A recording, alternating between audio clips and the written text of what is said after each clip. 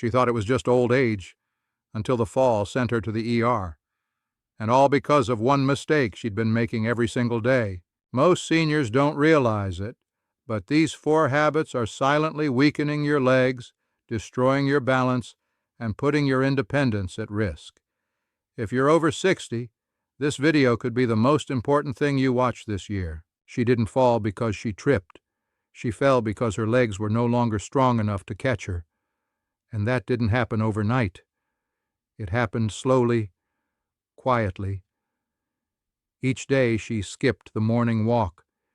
Each week she told herself she was just tired. Each month that passed without regular movement, her muscles faded a little more. This is one of the most common mistakes seniors make, confusing fatigue with frailty. The truth is, if you don't stimulate your legs daily, they begin to shut down. Studies published in the Journal of Geriatric Physical Therapy show that just 10 days of reduced mobility in older adults can cause measurable muscle atrophy, especially in the quadriceps and calves.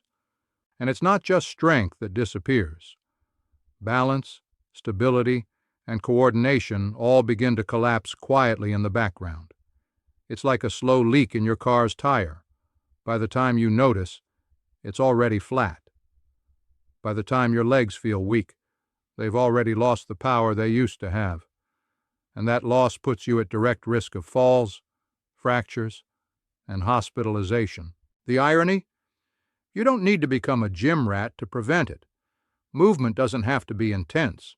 Even simple leg stimulation, done consistently, can rebuild what inactivity has taken away. We've seen 80-year-olds restore leg strength with nothing more than daily heel raises at the kitchen sink, gentle marches in place, or 10-minute walks down the hallway. It's not about doing more. It's about not doing nothing. One physical therapist said it best. You don't lose the ability to walk because you age. You lose it because you stop using it. The body doesn't stop responding at 60, 70, or even 90. It only stops responding when you stop asking it to. And that's the tragedy of mistake number 1, thinking that rest will help you recover, when in truth it's movement that will keep you from breaking, because your legs don't just carry you, they are your freedom. And every day you move them is a day you fight to keep that freedom. At first, she thought the problem was her legs, the heaviness, the pain in her knees, the weird pressure in her lower back. But it wasn't just her legs that were failing her. It was what she was putting on her feet. The wrong shoes can silently sabotage your body from the ground up. And for seniors, this is often one of the most overlooked causes of weakness, falls, and chronic pain. Those soft, squishy slippers that feel comfortable, they may be killing your balance.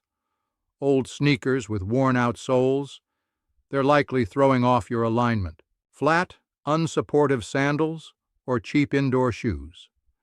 They force your muscles to compensate until one day your legs simply give out. A study in the Foot and Ankle Orthopedics Journal found that poor footwear was a contributing factor in over 50% of fall-related hospitalizations among seniors. That's not just a statistic. It's a warning. Because shoes aren't just about comfort.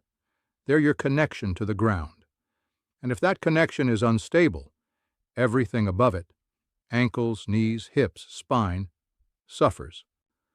Wearing the wrong shoes alters your gait mechanics. It changes how your foot strikes the ground, how your leg absorbs shock, and how your posture adjusts to keep you upright. Over time, your muscles adapt to this imbalance by weakening.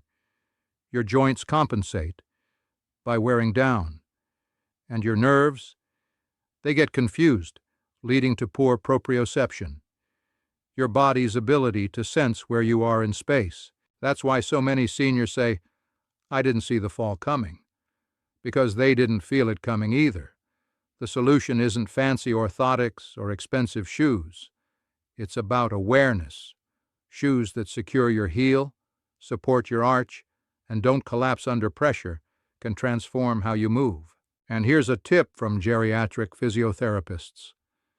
If your shoes can bend in half or twist like a rag, throw them out. Your feet need support, not softness. They need structure, not fluff. Imagine rebuilding your house on a crumbling foundation. That's what it's like walking through life in worn-out footwear. Eventually, the whole structure pays the price. So next time your legs feel tired, don't just blame age. Look down. Your solution may be at the bottom of your closet. She used to sit for just a few minutes. Then an hour passed. Then 2. Then 3. Before long, entire afternoons disappeared, one cushion-sunk posture at a time. And here's the scary part. She still thought she was resting. But her body, it was shutting down. Long periods of sitting are one of the most dangerous habits for seniors, and most don't even realize it. We sit to eat. We sit to watch TV. We sit to read, relax, talk on the phone, wait at the doctor's office. But every hour you sit without moving is an hour. Your muscles grow weaker, your blood grows slower, and your bones grow more fragile. A study in the Journal of Aging and Physical Activity showed that older adults who remain seated for more than 6 hours a day have significantly reduced lower limb strength and balance performance compared to those who break up their sitting time, even with light movement, and that's just 6 hours. Many seniors unknowingly double that. When you sit too long, your hip flexors tighten and your glutes deactivate. Your circulation slows to a crawl, pooling blood and fluids in your legs, leading to that familiar swelling and pressure you feel at night. Even your nervous system adapts, sending fewer signals to your lower limbs. The result? You stand up too fast, and suddenly your legs don't know what to do. Ever felt dizzy after sitting a long time? Wobbly? Off balance? That's not just getting older. That's the aftermath of immobility. Your body wasn't designed to be parked. It was designed to move, shift, flex, and balance, even in small ways. But here's the good news. You don't need a fitness routine to fix it. You need interruptions. Every 30 to 45 minutes, stand up. March in place, roll your ankles, flex your knees, walk to the bathroom even if you don't need to go. It's not about burning calories. It's about reminding your legs they still exist. A gerontologist once said, "If sitting is the new smoking, then stillness is the new silent killer." And that's exactly what mistake number 3 is. A silent killer of strength, stability, and self-reliance. Don't let your chair become a trap. Use it. But don't live in it. Because every time you stand, you send a message to your muscles. I'm still here, and I'm not done yet. The warning signs were there. The restless nights filled with cramps. The dull ache that crept in every evening. The shoes that suddenly felt tighter by the end of the day. But like so many others, she brushed it off. It's just part of getting older, she said, until one day her legs gave up, without warning. Here's the truth most seniors don't hear enough. Your legs talk to you, but we've been taught to ignore them. Cramps are not just a nuisance. They're a message. Swelling isn't just from standing too long. It's a sign your circulation is struggling. Tingling? That's your nerves crying out for attention. Even something as subtle as stiffness in the morning or heaviness after walking. It's not nothing. It's your body whispering, "Help me," before it's too late. The American Geriatric Society reports that over 60% of adults over 65 experience lower limb warning symptoms like numbness, tightness, or weakness. But fewer than 30% bring it up to a doctor unless they fall. Why? Because we normalize the decline. We call it just age. But weakness is not a natural destination. It's a signal, a story, a system breaking down. Slowly but not silently. Ignoring these signs doesn't make them go away. It makes them grow stronger and more dangerous. That slight wobble on the stairs today becomes tomorrow's tumble. That nightly cramp becomes next week's full leg spasm. That tingling foot becomes a nerve that stops firing, leaving you with no warning when you slip. But here's the powerful truth. Your body is on your side. It doesn't give up without trying to speak first. The pain is not your enemy. It's your invitation to intervene.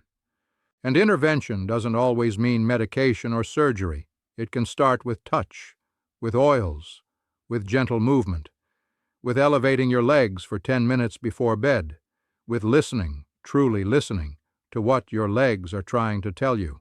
One geriatric specialist said, "The earlier you respond to the warning signs, the longer you can stay independent."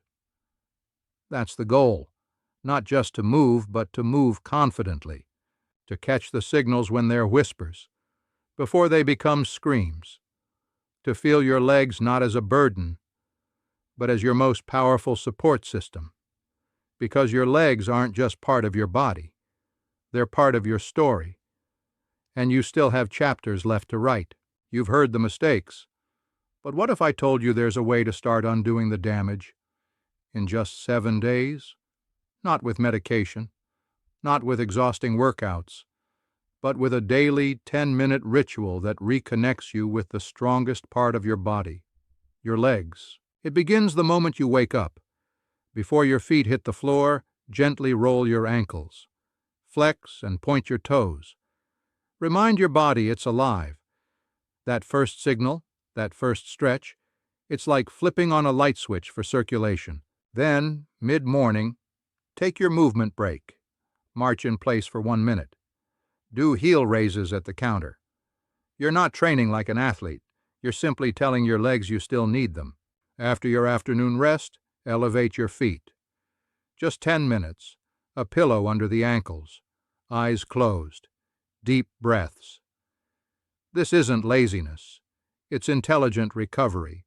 And before bed, the oil, 5 minutes. Your hands, gentle massage. One leg, then the other. The scent of rosemary, the warmth of touch. You're not just applying oil. You're sending a message to your body. I remember you. I care for you. You still matter. Do this for 7 days, and you'll begin to feel what so many seniors forget is possible. Lightness, strength, confidence. The rhythm of caring for your legs becomes a ritual, and rituals have power, because when done consistently, rituals become transformation. Your legs aren't just limbs. They are your roots, your foundation. They have carried you through decades of life, through storms and sunshine, joy and pain. They've supported you when everything else felt like it was falling apart. And yet, we treat them like afterthoughts. We talk to our hearts. We protect our brains. But we ignore the very structures that allow us to stand tall in the world. That ends now. Because your legs hold a forgotten superpower. They are the part of you most connected to movement, to freedom, to choice. When your legs are strong, you decide when to go, where to go, how to live. When they weaken, that choice shrinks, slowly at first, then all at once. But here's what nobody tells you. Even in your 60s, 70s, 80s, your legs can come back to life. Muscle fibers can rebuild. Balance can return. Confidence can reawaken. That's not hype. That's physiology. Harvard studies have shown that even seniors in their 80s who engage in mild leg strength routines see massive improvements in coordination, stability, and mental well-being. It's not too late. It's never too late. Your legs are waiting. All they need is your attention. You may be thinking, but I've ignored this for too long. My legs are too far gone. No, they're not. Because healing doesn't happen all at once. It happens in whispers, in small wins, in the moment you stand up without wobbling, in the first time you walk across the room without holding the chair, in the first night you sleep without cramps. Your comeback doesn't need to be dramatic. It just needs to begin. Every time you massage your legs, you're rewriting your story. Every time you stretch or take a few mindful steps, you're showing your body it's not forgotten. You're teaching your nervous system to fire again, your muscles to wake up, your circulation to return. And the most beautiful part? Your body wants this. It's waiting for you. Not to be perfect, but to be present. You don't have to run. You just have to rise. So now you know. The mistakes that weaken your legs aren't just about age. They're about neglect, inattention, forgetting the part of you that's carried the weight of your entire life, silently, faithfully, without complaint. But here's the part we often miss. Your legs never gave up on you. Not when you sat too long. Not when you ignored the pain. Not even when you stopped trusting them to support you. They've been waiting for you to notice, to remember that movement is your birthright, that freedom lives in the muscles of your thighs, in the joints of your knees, in the soles of your feet. And here's what might surprise you most. They don't need perfection. They need presence. They need 5 minutes a day, a gentle touch, a message from your brain that says, I haven't forgotten you. Because this isn't just about avoiding a fall. It's about reclaiming something deeper. Your independence, your confidence, your quiet strength. Do you remember what it felt like to walk without fear? To stand up and not second-guess your balance? To dance, to garden, to chase after the things that make you feel alive? That feeling isn't gone. It's just been buried under layers of hesitation, pain, and silence. But it's still there, and it only takes one decision to begin uncovering it. So here's your moment, not next week, not when the pain gets worse. Now, maybe today you start by stretching your ankles. Maybe you pull out a bottle of rosemary oil and touch your legs not like they're broken, but like they matter. Maybe you stand and take 10 slow steps, not to exercise, but to remember. Because when you choose to care for your legs, you're choosing to care for your future, your body, your autonomy, and yes, your dignity. This is not a goodbye. This is not the end of a video. This is the beginning of a quiet revolution inside you. And when that moment comes, when you finally rise without fear, you'll realize something powerful. You didn't just strengthen your legs. You stood up for yourself.